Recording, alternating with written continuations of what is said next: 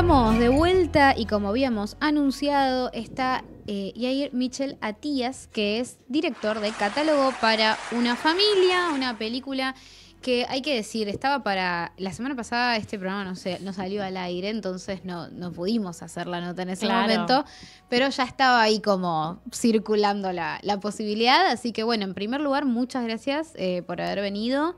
¿Y cómo estás? Porque al postergarlo una semana, por lo menos nos encontramos con una película que ya está teniendo su encuentro con su público. ¿Cómo está eso? Bueno, muchas gracias por el espacio, por la invitación. La verdad, contento, estamos muy movilizados por lo que significa estrenar. Es como un salto al vacío. Sí, claro. Ya la gente la ve, la primera función por ahí va algo de familia o amigos y después claro. ya... Y después ya queda el público ahí, en general. Claro. La crítica, la prensa, todo, no son tu familia ni tus amigos.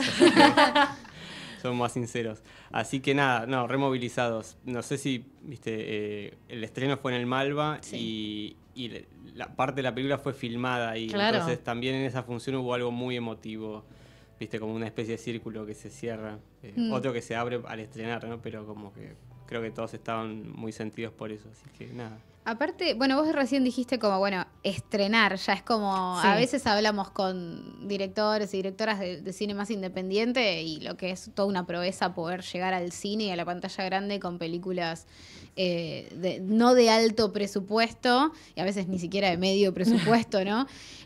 Así que la verdad que muy linda el recorrido que van a tener, ¿no? Contanos un poquito sobre eso. Sí, obviamente, uno como espectador incluso naturaliza ir a ver una película y sabe que a veces algunas están poco tiempo.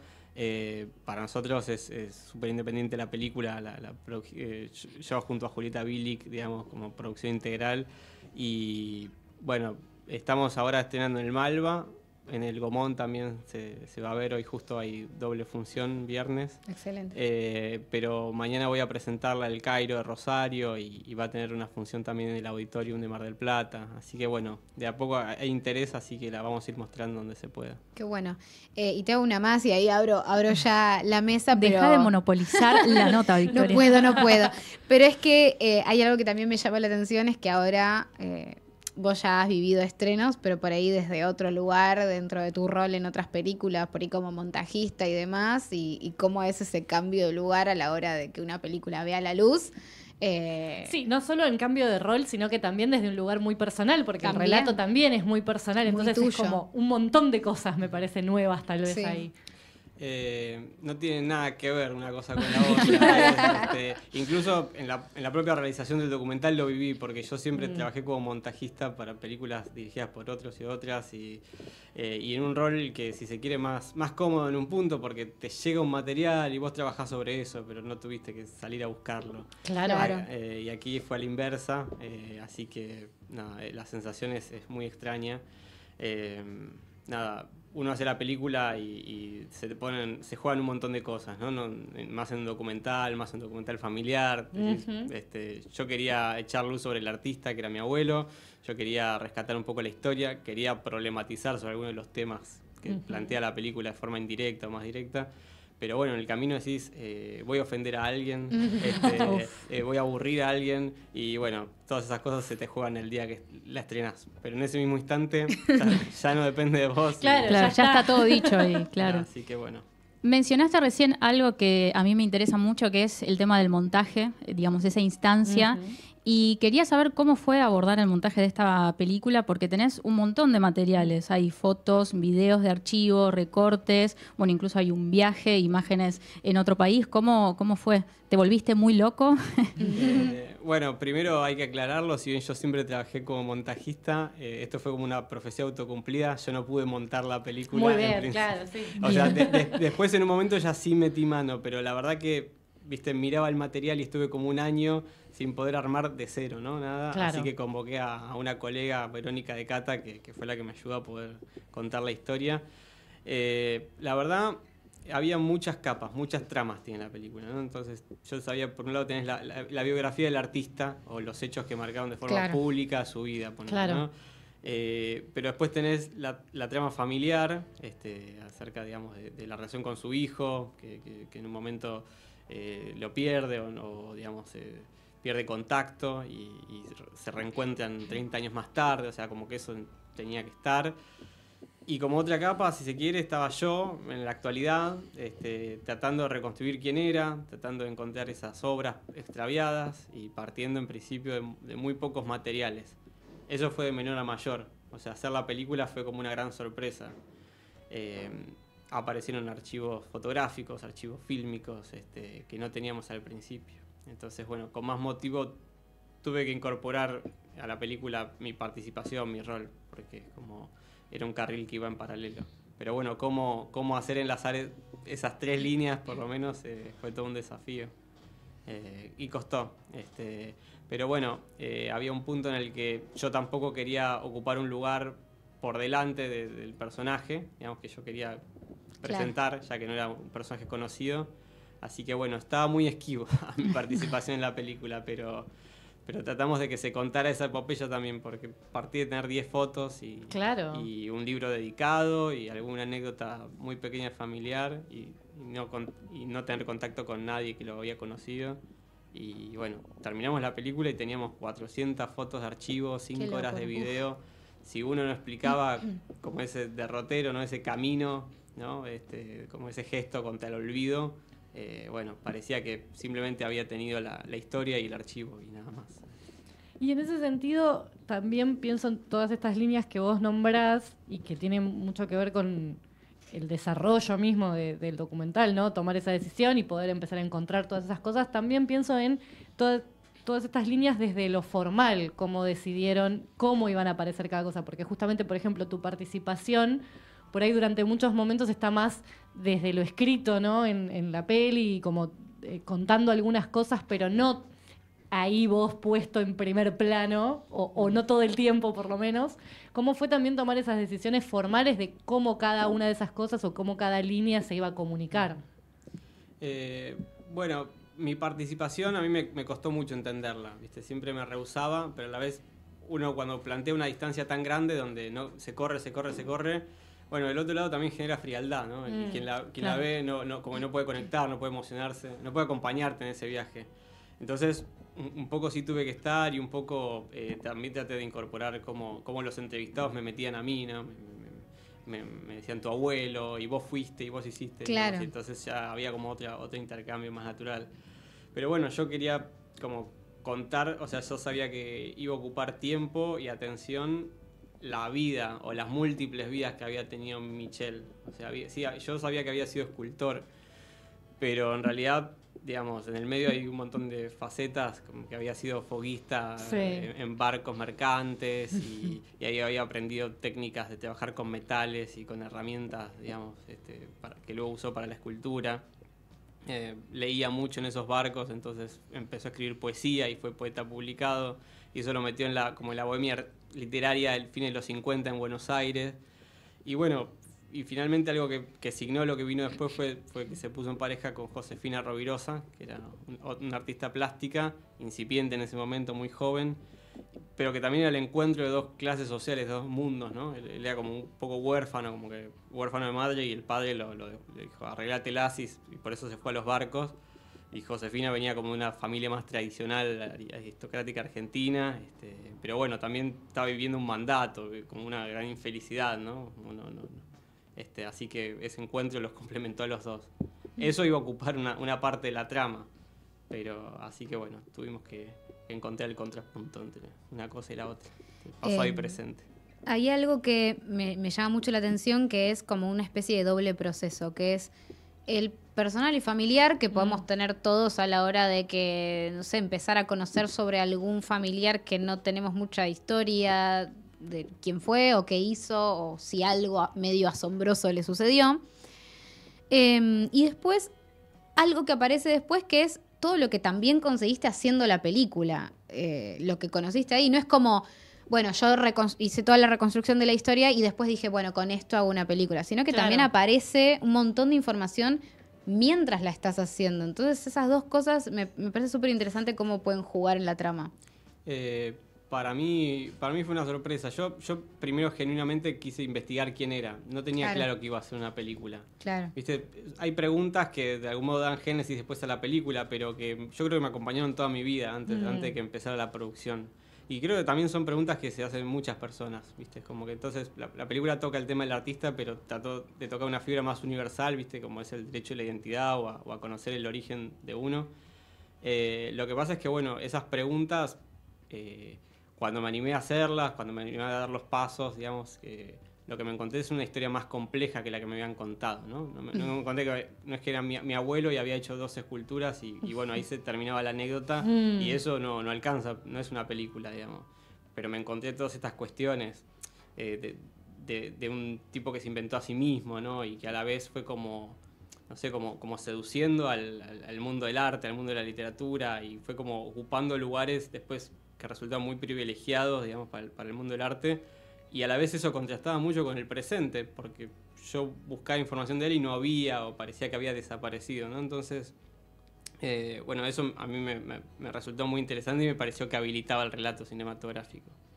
Pero bueno, la verdad pensé también que ibas a tener que hacer una película sobre la ausencia, sobre la limitación, sobre la falta, sobre cómo alguien puede desaparecer por completo. Y en realidad me encontré con todo este material mientras la hacía. Entonces, la verdad que fue como un poco una especie de triunfo, una especie de acto de justicia, ¿no? De querer dar a conocer a alguien, pero además poder hacerlo por haber llegado a tiempo. Vos igual mencionabas, no sé, todo el trabajo que tuviste que hacer. ¿Cuánto tiempo te llevó todo este documental? Porque me imagino que muy difícil. Fueron 4 años todo. La verdad que sí, para la gente que hace cine, algunos te dirían que es poco. Hemos escuchado de algunos documentales que dicen, no, bueno, 15. 15 años. Dios mío. Estuvo en el medio de la pandemia, Claro. eso nos lo atrasó un poco, nos generó un momento como de gran incertidumbre de todo tipo, ¿no? De la vida financiera. Sí, claro. Estábamos haciendo la película sobre un personaje olvidado en un mundo de museos cerrados. Claro. Viste, es como ¿no? ¿A dónde va a terminar todo esto? Pero ojo, porque la pandemia un poco ayudó a esta película.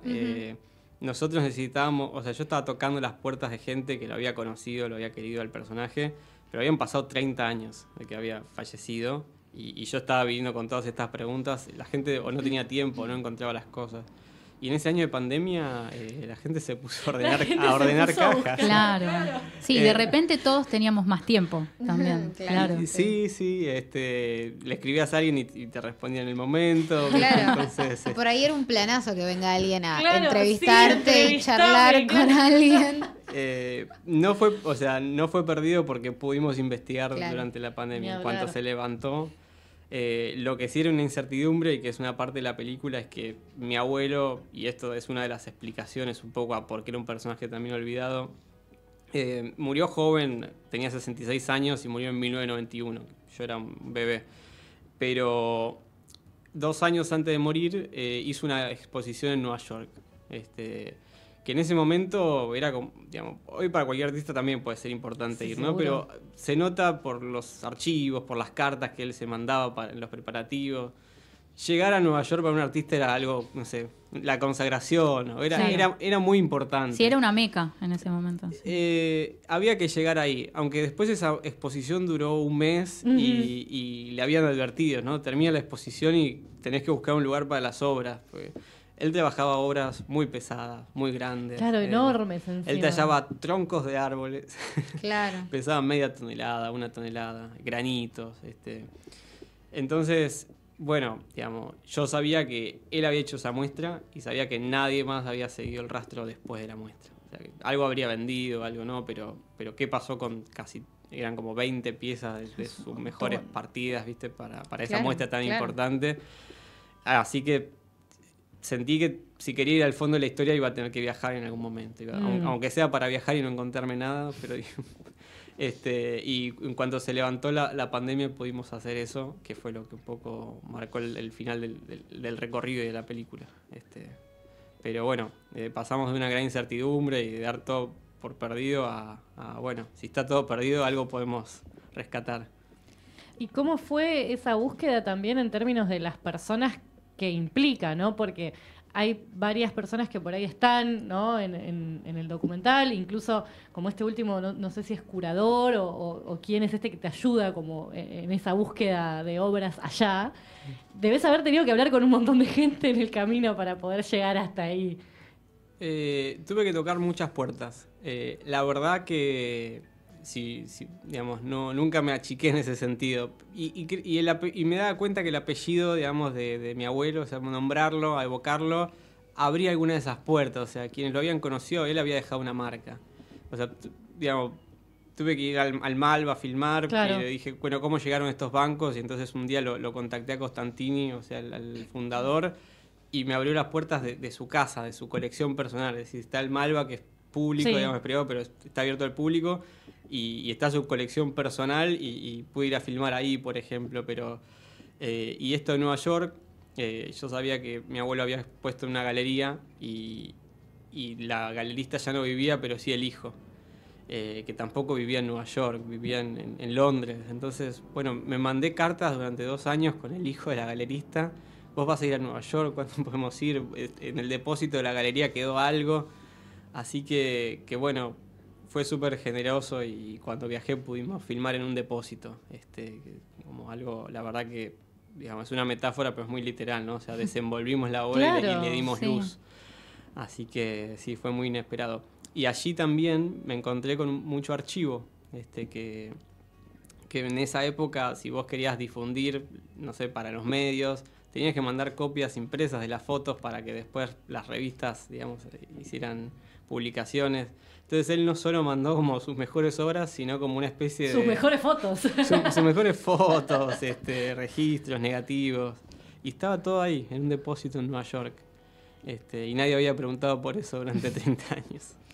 Escuchándote hablar y también cuando uno escucha los testimonios en la película, vemos como que este hombre casi que se convirtió en un mito hasta ahora este momento en donde se hace un poco este repaso por su historia y por su origen. Te pregunto a vos, como nieto de este hombre, ¿cómo crees o cómo querés que sea recordado? Bueno, yo tuve durante todo el proceso y desde la génesis como una sensación ¿viste? Como de injusticia, ¿viste? Como decís, hizo estas obras que las hizo dedicándole su vida, porque trabajaba estos materiales durísimos, ¿no? Pero los terminaba con un acabado, con una suavidad, con unas formas, ¿viste? Sinuosas, de una delicadeza, ¿viste? Como decís, él le entregó todo a eso, a la creación, pero que no se puedan ver, que hayan quedado como perdidas, que se dé todo era como algo injusto, como algo se había roto en un momento, ¿no? Un poco con el fallecimiento de él, con el desencuentro con el hijo, con la pareja, digamos. Y yo, digamos, mi lugar no era como buscar algo material, ¿viste? Sino tratar de que sea pública su figura, de que se conozca. Yo incluso no tengo muy claro si a él le hubiera interesado que eso pase. Hay algo de esa última jugada que hizo de mandar las obras en un contexto en el que estaba enfermo, que era costoso. Yo creo que él sabía que iban a tener un buen destino, pero a la vez no sé si le interesaba, ¿viste? Inmortalizarse. Pero bueno, ese hubiera sido su deseo. El mío, la verdad es que la película despierta interés en su figura, permite ver las obras, por lo menos en el cine. Y quien dice, tal vez se despierta algún entusiasmo y se pueda hacer nuevas muestras o alguna de esas obras que quedaron paradas se puedan traer al país. No depende de mí, pero bueno, ya hicimos la película. No, espectacular. Bueno, recordanos dónde se puede ver la película, cómo le seguimos el rastro, sea alguna red social, ya sea tuya o de la productora o de la película misma, que a veces se les abren cuentas, como para poder seguirla. Bueno, tenemos un Instagram de la película que es Catálogo para una Familia. Ahí vamos a ir subiendo porque, digo, si seguimos en cartel o si se suman nuevas salas, vamos a ir actualizando la información ahí. Pero quien quiera ver la película va a estar todos los viernes de octubre y el primer viernes de noviembre en el Malva a las 20 horas. O sea, todos los viernes a las 20 horas. Y esta semana está hasta el 18 en el Cine Gaumont a las 4 de la tarde. Así que bueno, durante el fin de semana largo, excelente oportunidad para ir al Gaumont también. Y bueno, va a estar también en el Cine El Cairo de Rosario, que viajo a presentarla mañana sábado, y en el Teatro Auditorium de Mar del Plata, en un ciclo de documentales muy lindo que organizaron allí. Espectacular. Bueno, vos, Nancy, El Cairo... El Cairo justo estuve el fin de semana, así que vi el póster de la peli que estaba ahí ya puesto, y es un hermoso cine para ir, la verdad. Excelente. Es uno de esos templos del cine, digamos. Es una cosa, entras y es como, wow, ok, bueno, es un cine. Bueno, el Auditorium, que es el teatro También, de allá, es como una un preciosura. lugar. Así que bueno, el mayor de los éxitos con todas estas presentaciones. Y bueno, nada, gracias por haber venido y contarnos y compartir este tiempo, contarnos sobre la película. Gracias enormes. No, un placer, gracias a ustedes.